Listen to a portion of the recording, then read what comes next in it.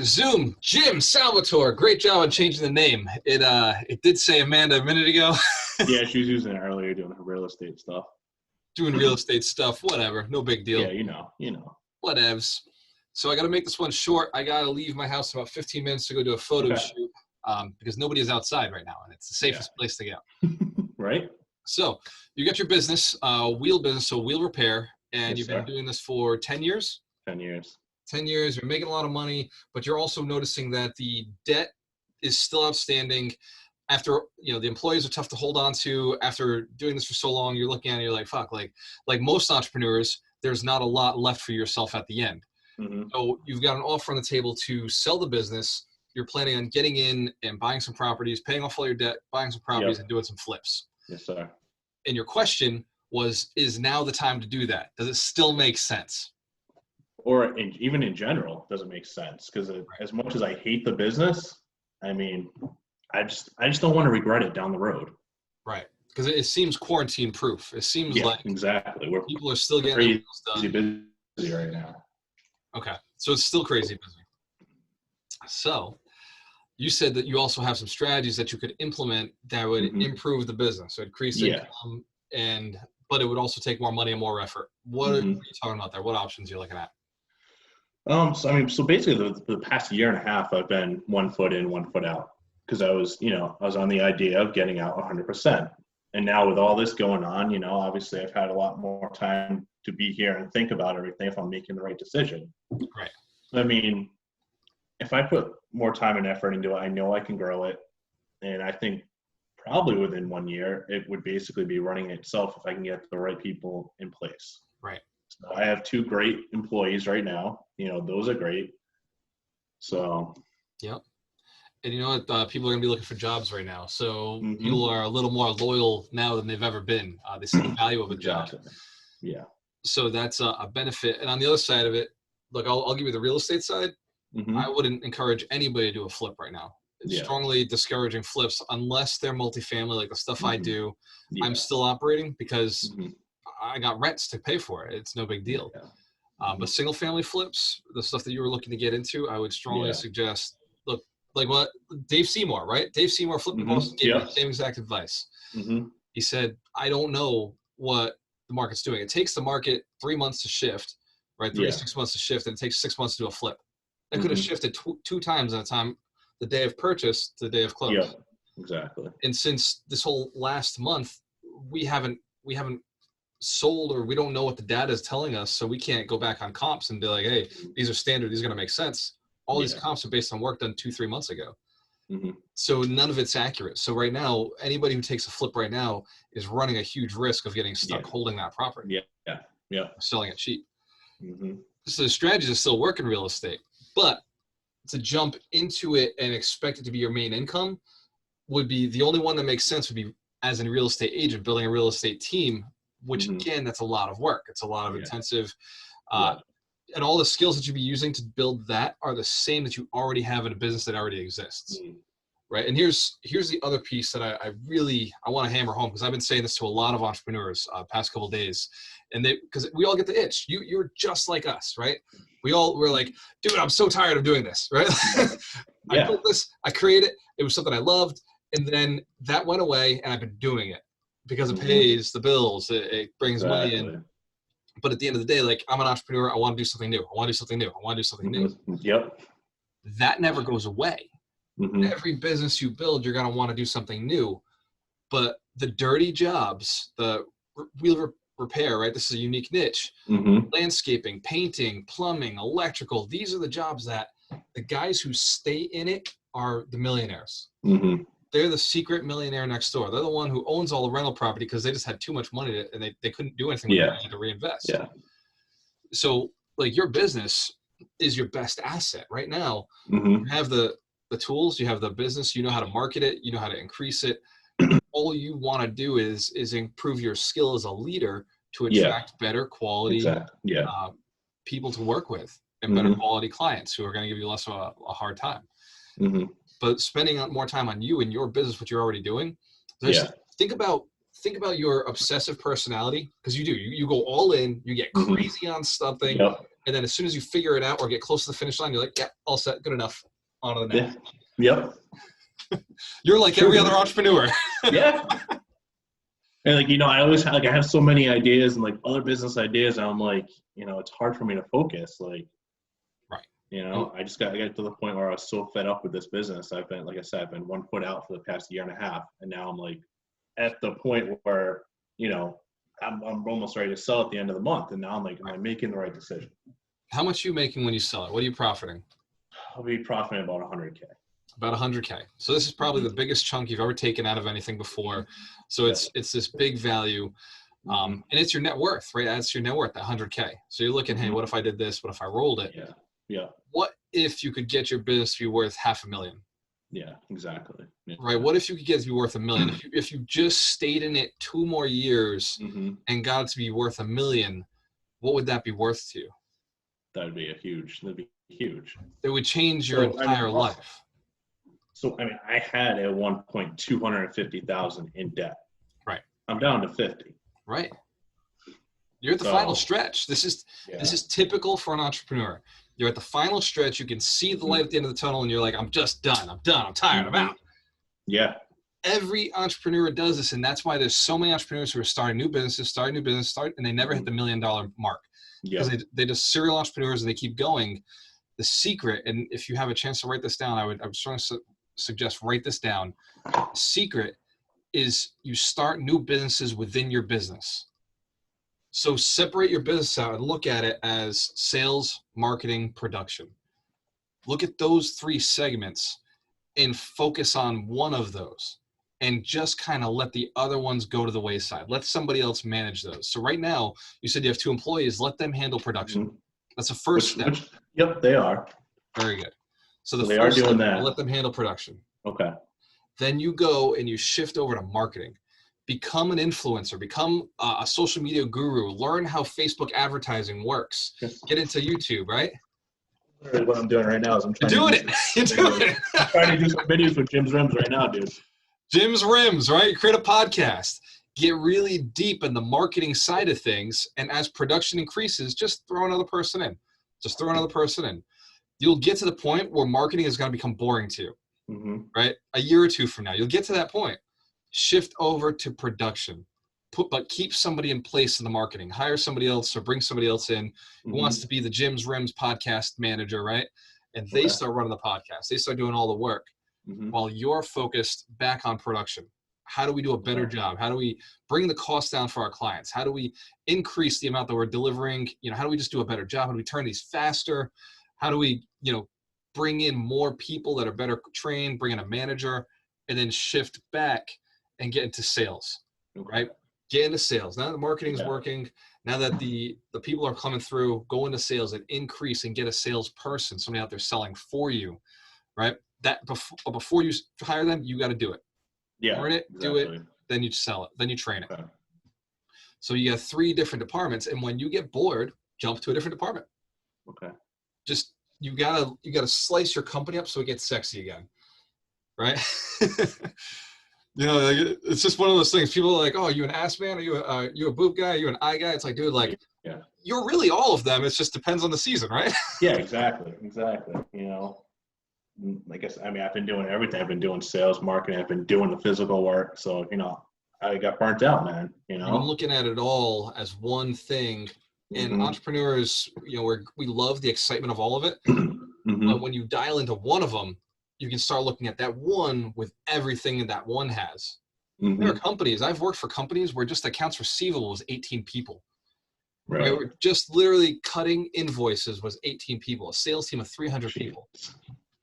So there's little details with every one of those departments. There's little details that you could really get into and obsess over.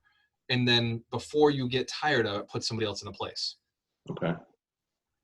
And that's how you build yourself a massive company. Because right now what you have is a job, right? Yeah. You're really selling a job, right? Yep.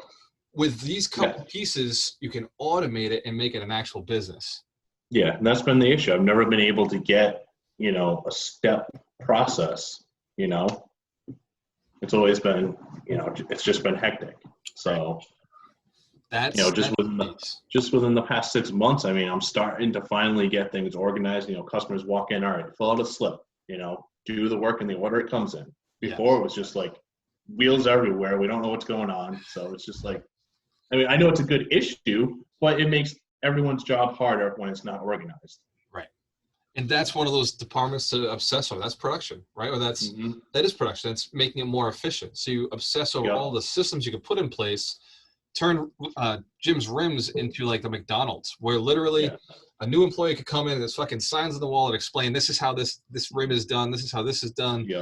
And they just have their sections, the signs are there, like they don't even have to think. Like you can take a monkey off the street, drop them in, because obviously the less talented people you're working with, the cheaper they are to bring in. Exactly. The more moldable they are, because you have a bigger pool of people you can choose from. If I looked at it, I wouldn't sell a business that wasn't making me $1 million. Well, wasn't worth $1 million. Okay.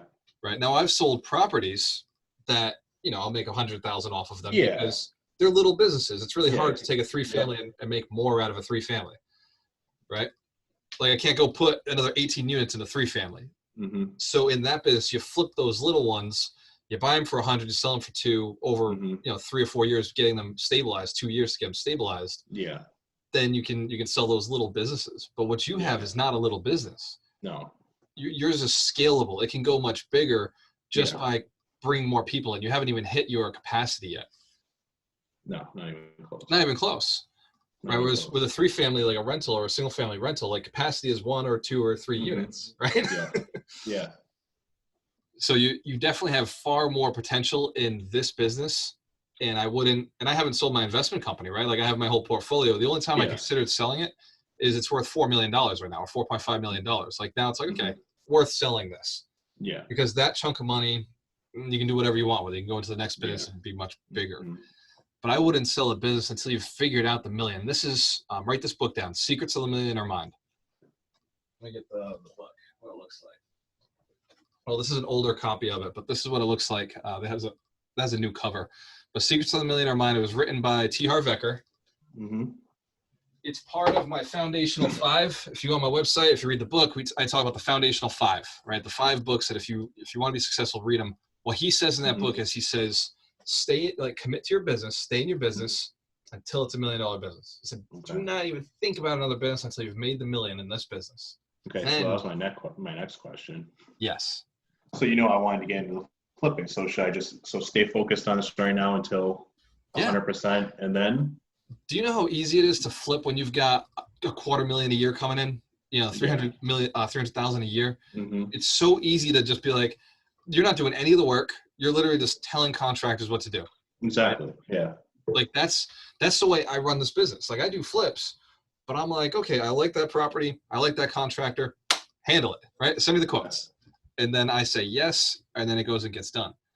Because we don't have to do the money. We're not penny pinching. Like we've got the money. We bought the deal well enough, and we know what our guys cost. And that's how the flip's got to be handled. And that's really how you build a good business flipping, a good business renting. I don't go and expect to manage my properties. I factor into the cost that I've got to buy this right. I got to finance it right so that I can put a property manager in there.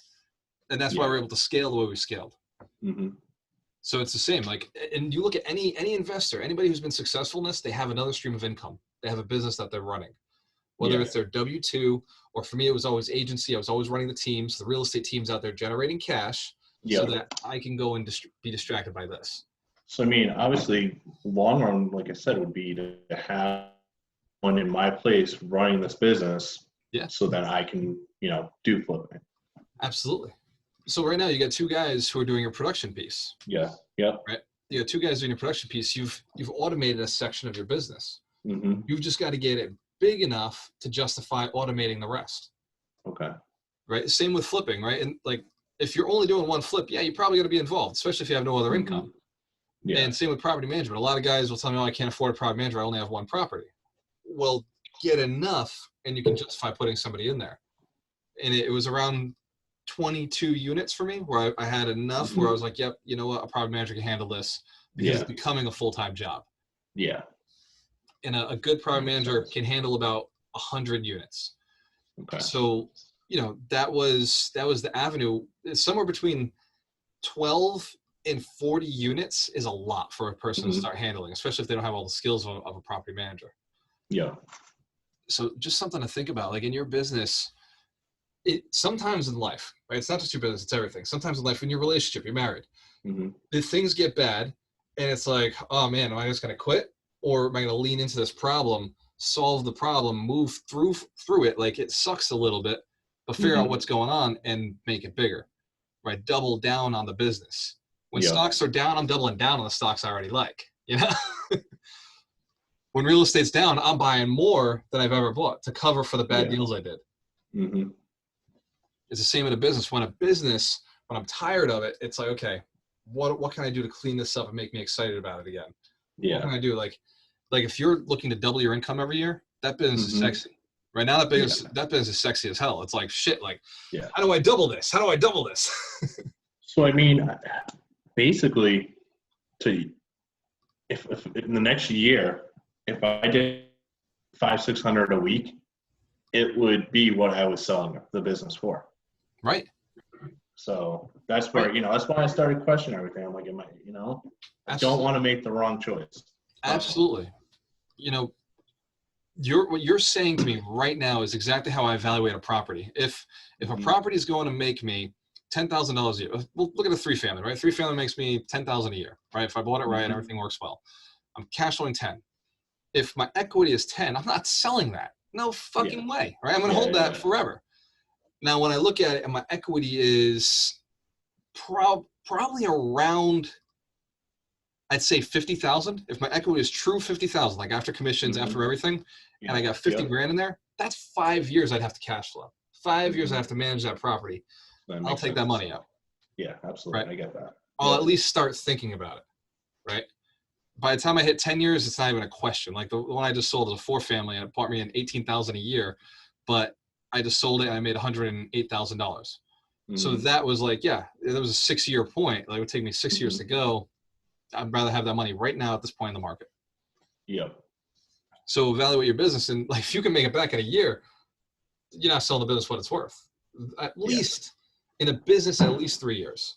But typically you look 5 to 7. Same as real estate, you look 5 to 7. If it's gonna take me 5 to 7 years, I'm better off selling this.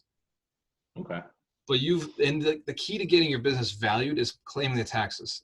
Getting your expenses down, getting your income up, and then claiming as much on taxes as you possibly can, and keeping a very clean record of your profit and loss statement. Yeah. 2 years from now, you follow that step of decreasing expenses, increasing income, getting lean, but bringing in a lot of people and tracking it all. And like literally to prepare a business for sale, tell Uncle Sam everything you're making. Absolutely everything gets recorded. Okay. This way, the person who's buying the business is like, well, they're clearly not telling them everything that they're making. Nobody tells Uncle Sam everything that they're making, so they're probably making more than this. So the deal already looks sweeter. Plus, you're sitting in and looking at a P&L where it's like, hey, there's 50,000 coming in. To me, that's worth 150, right? If I know I can make that back in 3 years, I'm fine with it. Yeah, exactly. So that's where you really want to look at this. If you're going to make 100, now you got a $300,000 business. $300,000 business. You're going to make 200. You got yourself a $600,000 business. Yeah. Right on the low end. But if you get the right investor, you keep your books right. You get $200,000 business could be $1 million business. Yeah. Like you didn't get into the business. You're an entrepreneur. You didn't get in the business to have a job. You got into the business to sell a business, to build something worth selling. Yeah. That's why we do everything. Started to get into real estate. Right. So I just got stuck in it and, and then like, again, when times get hard, I'm like, fuck this. Right. This works. Yeah. Resist, hold, resist, like, do not leave this business until it's making you $1 million.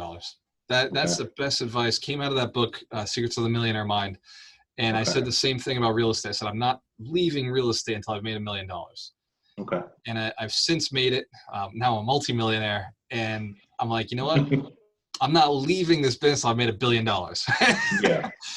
Exactly. I'm not going anywhere else. 10X rule, man. 10X. Yeah. I'm not going anywhere until I've made the $1 billion.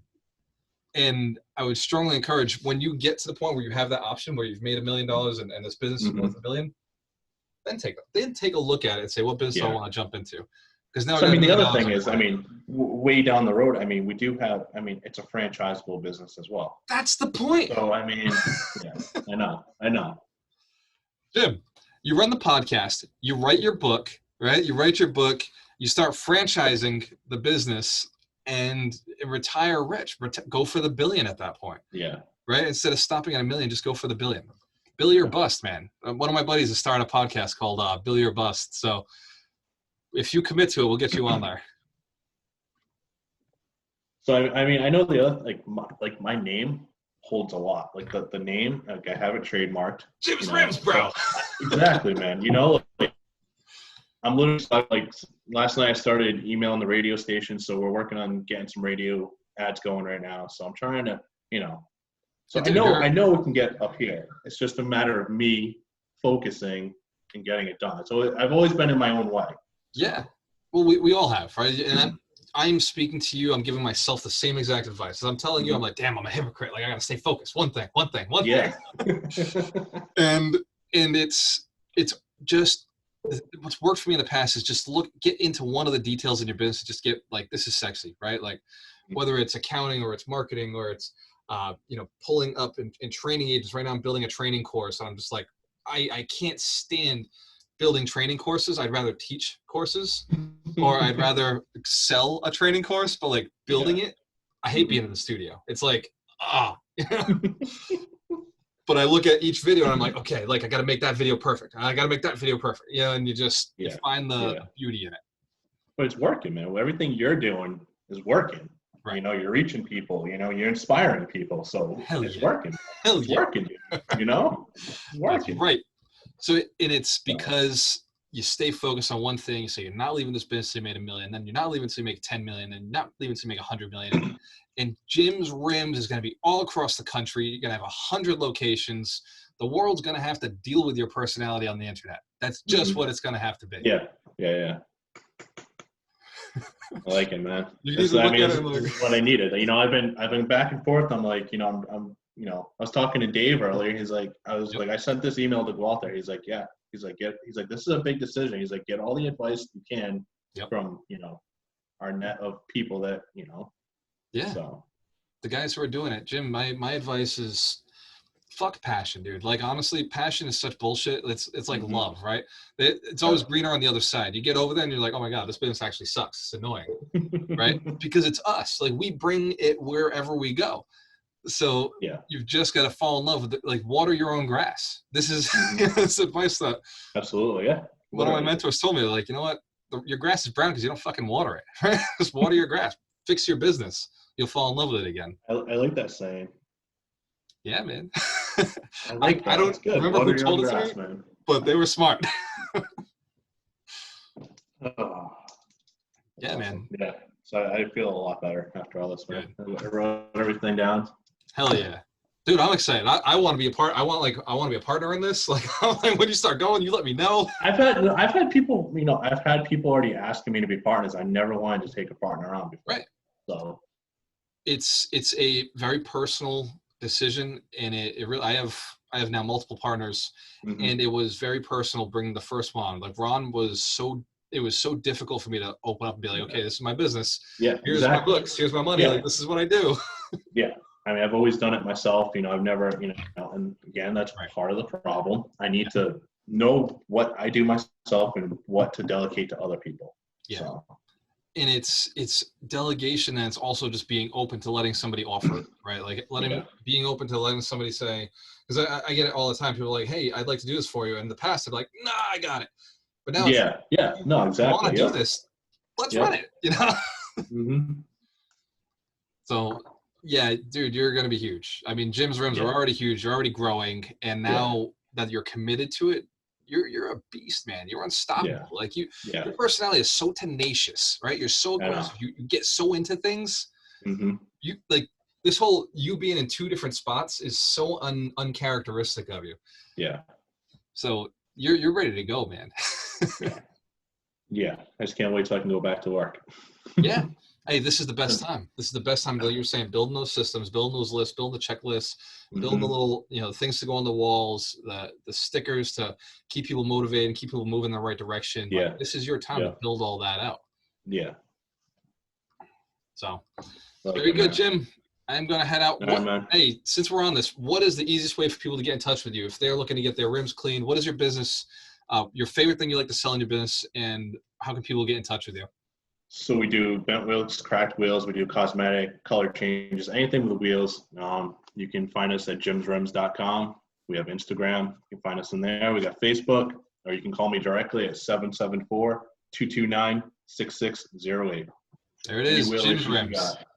Send them up. Hey, if you got a rim you want to fix, Jim's got it. I do. All right, brother. I'll see you out there. Cheers to your success. You're very welcome. When you have a choice, always work with the best. Later, Jim. Later, man.